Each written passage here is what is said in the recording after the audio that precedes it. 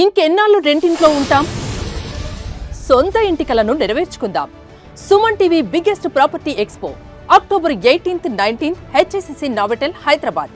ఇప్పుడే free entry కోసం call చేయండి. నమస్తే రమగారు. నమస్తే జయ. రమగారు, దీపావళి పండుగలోకి వచ్చేసాము. అయితే దీపావళికి ముందు రోజు మనం ధనత్రయోదశి అంటాం. మరి ఈ పండుగ యొక్క విశిష్టత, ఈ రోజు ఎలాంటి విధి విధానాలు అనుసరించాలి? ధనత్రయోదశి అనగానే సాధారణంగా ప్రతి ఒక్కరికి గుర్తొచ్చేది బంగారపు షాపులు. వెళ్ళిపోవాలి, గోల్డ్ కొనేసుకోవాలి, కొంటేనే మనకు లక్ష్మీదేవి వచ్చేస్తుంది అనేసి ఒక నానుడి. బంగారం కొనుక్కోవాల్సిందేనా రమగారు? అంటే వద్దంటే మీకు ఓకేనా? అస్సలు కాదు.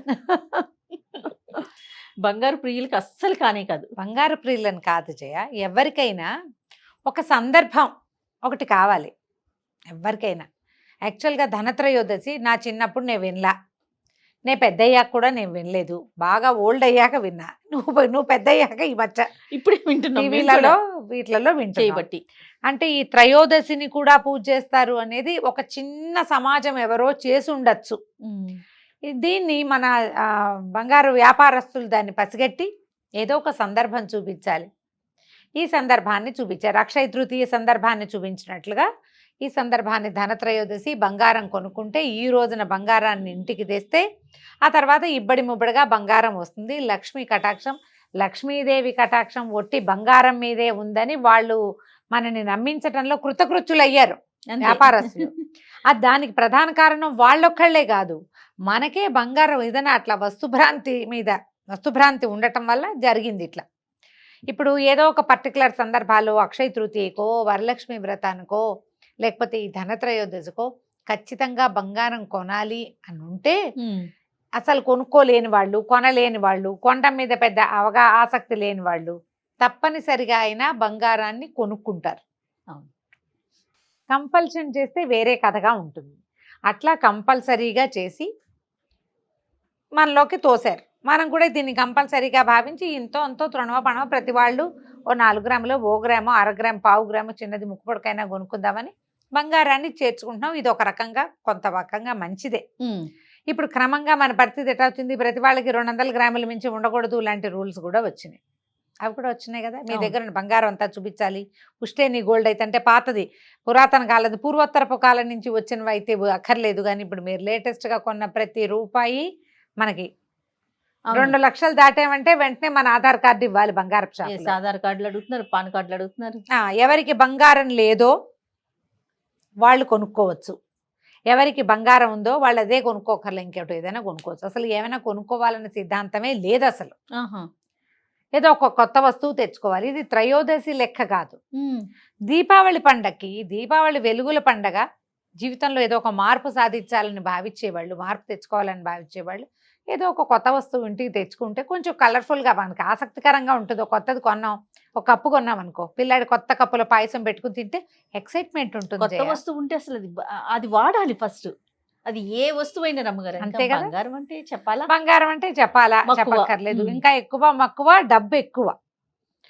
ప్రధానమైంది బంగారం మనకి ఏమంటారు, ఒక అసెట్ లాగా ఉండటం, ఒక చోట ఒక మదుపు లాగా ఉండటంతో దాని మీద కూడా వెళ్తారు. కానీ బంగారమే కొనుక్కోవాలన్న నియమం లేదు, అంత అవసరమేం లేదు.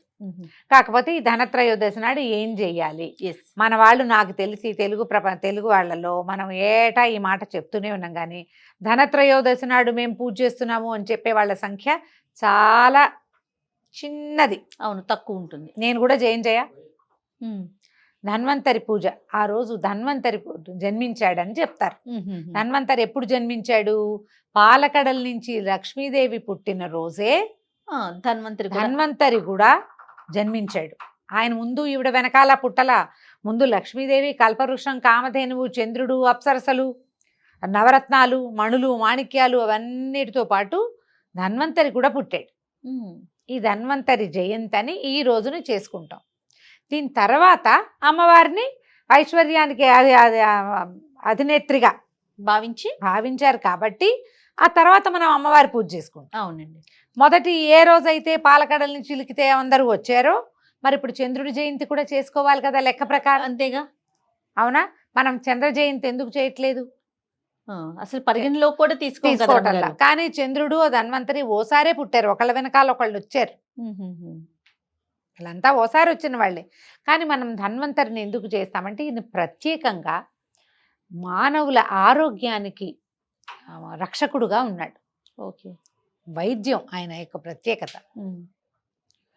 అందుకని ధన్వంతరి జయంతి చేసుకోవాలంటారు. ఈ త్రయోదశి నాడు చాలా రకాల కథలు చెప్తారు.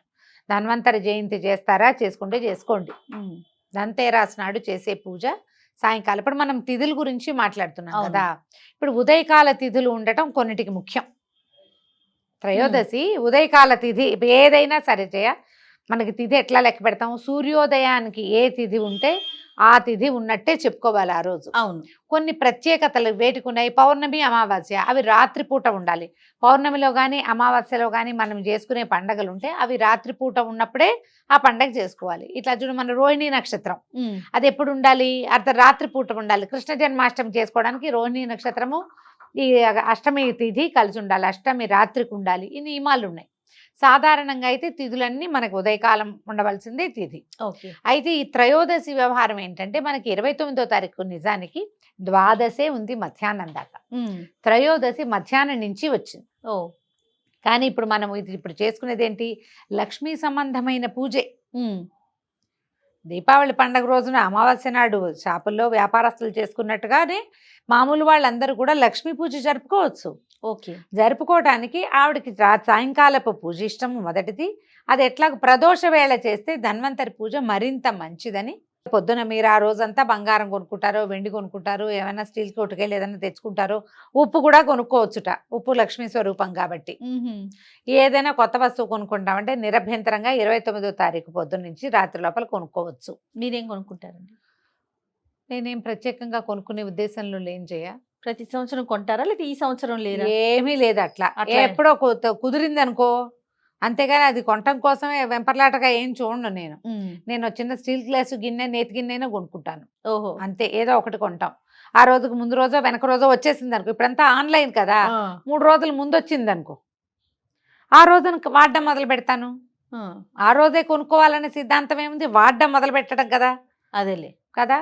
లాస్ట్ ఇయర్ కాఫీ ఫిల్టర్ ఏదో తెప్పించా, నువ్వు అడిగావు అప్పుడు. నేనేం తెప్పించట్లేదన్నా, ఆ రోజు వచ్చింది ఒక రోజు ముందు. ఓకే, వస్తే ఫిల్టర్ పండగ త్రయోదశి నాడు స్టార్ట్ చేశా. కాఫీ ఫిల్టర్ చిన్నది తీసుకున్నాను, పెర్కులేటర్ పెద్దదైపోయి అంత కాఫీ తాగటం లేదని.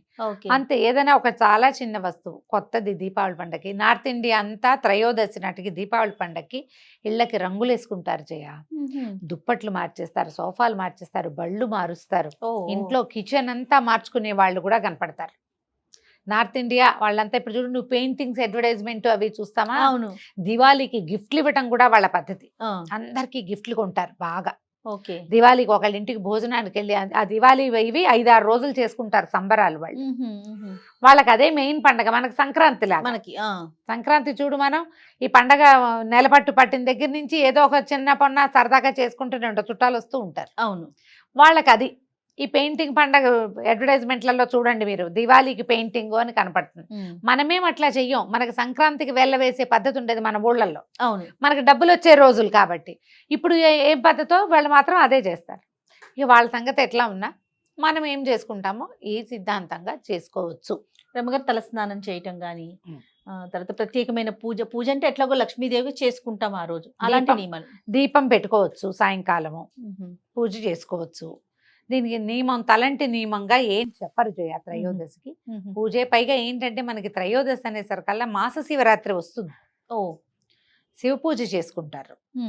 ధన్వంతరి పూజ మీకు అవకాశం ఉంటే చేయండి. దీనికి ఏం చెప్తారంటే గుమ్మంలో ఏదైనా బంగారు వస్తువు లాంటిది పెట్టి, దీపం పెట్టి బంగారు వస్తువు పెట్టాలంటారు. ఇది మనం ఇంతకుముందు ఒక కథ చెప్పుకున్నాం. ఒక రాజుగారి అబ్బాయి, రాజుగారికి కుమారుడు కలిగాడు. ఆ అబ్బాయికి మరణగండం ఉంది.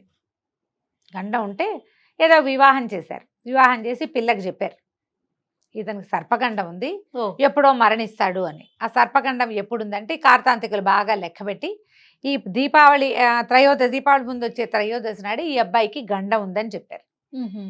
చెప్పేసరికల్లా ఈ అమ్మాయి ఏం చేసిందట, ఆ త్రయోదశి నాడు లక్ష్మీదేవి ఆవిడ జన్మించింది మరి ఆ రోజే కదా, పాలకడల నుంచి వచ్చింది. అందుకని ఇంట్లో వైభవపేతంగా లక్ష్మీ పూజ చేసి మొత్తం అంతఃపురానికి అన్ని దారులు కంతలు కూడా పుడిపించేసింది. సర్పం రావాలంటే దారి గుండా రావాలి కదా, వాకిట్లో రాసులుగా బంగారం పోస్తుందట. ఓ బంగారం పోస్తే ఈ సర్ప రూపంలో వచ్చాట యమధర్మరాజు. వస్తే ఆ సర్పము ఆ లోపలికి వచ్చేసరికల్లా ఈ బంగారము, ఇంటి నిండా దీపాలు, దేదీప్యమానంగా ఉన్న ఇల్లు, ఆ తర్వాత ఏమో వినపడుతున్నటువంటి లక్ష్మీ సంబంధిత స్తోత్రాలకి కన్ఫ్యూజ్ అయిపోయి ఆ సర్పం దారి మర్చిపోయిందట. అంటే యమధర్మరాజు దారి మర్చిపోవటం వల్ల సమయం అయిపోయింది. ఇతనికి గండకాలం ఏదుందో గండకాలం ముగిసాక ఇంకేం చేయలేము, వాటి రాత మారిపోయింది. అందుకని గండకాలాలు ఏమైనా ఉంటే అవి ఈ రోజు పూజతోటి ఈ వేళ పెట్టిన దీపంతో పోతాయని పురాతన కాలంలో మన దగ్గర కూడా తెలుగు ప్రాంతాల్లో కూడా పెట్టేవారట. కానీ మనకి తెలిసి త్రయోదశి నాడు దీపాలు పెట్టింది మనం చూడలేదు, తెలియదండి. ఒకవేళ మీరు త్రయోదశి నాడు కూడా ఏవైనా ప్రాబ్లమ్స్ వస్తున్నాయి, ఈ పిల్లలు తరచుగా యాక్సిడెంట్లకు గురవుతున్నారు అంటే పెట్టుకోండి, మీ ఇష్టం. ఇంట్లో పెద్దవాళ్ళని అడగండి, వాకిట్లో దీపం పెట్టుకోండి. ఒక చిన్న బంగారు వస్తువు ఏదైనా గుమ్మం మీద పెడితే మంచిది. దీనికోసం ఇది కూడా ఏంటంటే చెయ్యాలి లేకపోతే కుదరదు లాంటి భావాల్లోకి వెళ్ళకండి. మీకు అనిపించి మీ ఇంట్లో పెద్దలు, మీ అత్తగారు, అమ్మగారు ఒప్పుకుంటే అప్పుడు చెయ్యండి, లేకపోతే ఏమీ లేదు. రైట్. బంగారు వస్తువు కొనుక్కుంటావా, వెండి వస్తువు కొంటావా, చిన్న వెండి వస్తువు అయినా కొనుక్కోవచ్చమ్మా. చెప్తున్నారు కదా, చిన్న నెయ్యి గిన్నె కొనుక్కోండి, ఏది కొనుక్కున్నా సరే. ఏది కావాలంటే అది, ఏం వద్దనుకుంటే చక్కగా ఊరుకోండి, అంతే. ఒక దండం పెట్టుకోండి. దీపావళి పండుగ 2 రోజులు ఉంది, ఒక పండుగ గ్రాండ్గా చేసుకుందాం అని దండం పెట్టుకోండి. ఇది యమగండం దాటుతుందన్న ఒక భావం కొన్ని కథల్లో కనపడుతుంది. అదేలేండి. మరి కథలే కదా మనకి మూలాలు. అవును. వద్దనుకుంటే ఊరుకోవచ్చు, అంతే. ఎలా కావాలంటే అలా చేయొచ్చు. ధన్వంతరి పూజా విధానం అంటే ఒకవేళ వైద్యులు ఎవరైనా ఉండి ధన్వంతరి మంత్రం ఉపదేశం ఉన్న వాళ్ళైతే వాళ్ళు మంత్రం పునశ్చరణ చేసుకునే రోజు ఆయన పుట్టినరోజును చేస్తే మంత్రానికి బలం పెరుగుతుంది. మనం అలాంటి వాళ్ళు తక్కువ ఉంటారు కదా, వాళ్ళకి మనం చెప్పక్కర్లా, వాళ్ళది వాళ్ళే ఎలాగో చేసుకుంటారు. రైట్. నమస్తే రమ్మగారు. నమస్తే.